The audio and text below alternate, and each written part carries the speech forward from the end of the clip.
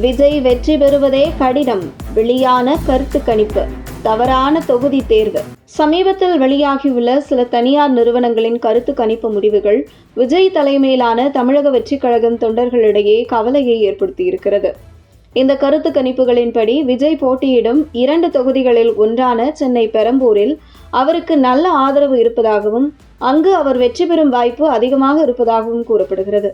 ஆனால் அவர் போட்டியிடும் மற்றொரு தொகுதியான திருச்சி கிழக்கில் நிலைமை சற்று கடினமாக இருப்பதாகவும் ஆய்வுகள் தெரிவிக்கின்றன.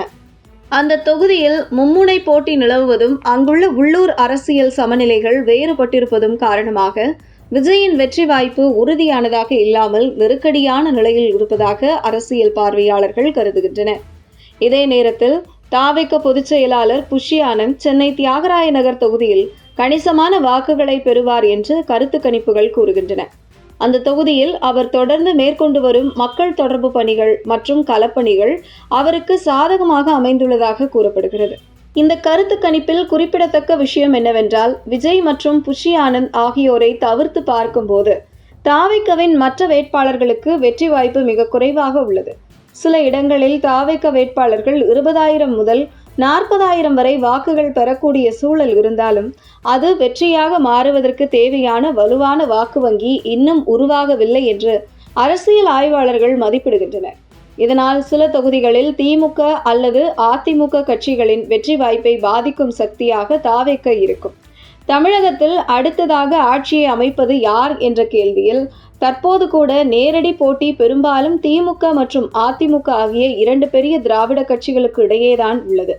இந்த நிலையில் தற்போதைய ஆளும் கட்சியான திமுக தனது ஆட்சியை தொடர முயற்சி செய்து வருகிறது. அதே சமயம் அதிமுக மீண்டும் ஆட்சியை பிடிக்க தீவிரமாக செயல்பட்டு வருகிறது. 3வது சக்தியாக தவிக வளர்ந்து வருவது உண்மை என்றாலும் உடனடியாக ஆட்சியை பிடிக்கும் அளவிற்கு அது இன்னும் வளரவில்லை என்பதே தற்போதைய அரசியல் கணிப்புகளின் கருத்தாக உள்ளது. இருப்பினும் விஜயின் அரசியல் வருகை குறிப்பாக இளைஞர்கள் மற்றும் முதல் முறை வாக்காளர்கள் மத்தியில் ஒரு புதிய ஆர்வத்தையும் எதிர்பார்ப்பையும் உருவாக்கியுள்ளது என்பது குறிப்பிடத்தக்கது.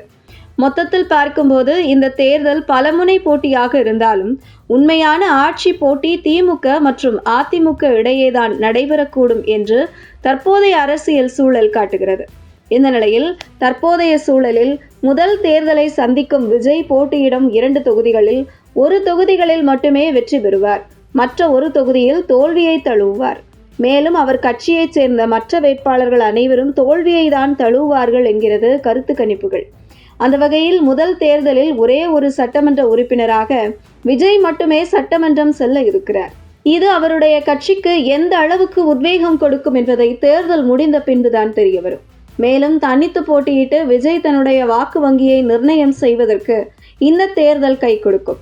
மேலும் குறிப்பாக விஜயின் பலம் என்ன என்பதை மற்ற அரசியல் கட்சிக்கு எடுத்துரைக்கும் வகையில் இந்த தேர்தல் அமையும் என பார்க்கப்படுகிறது.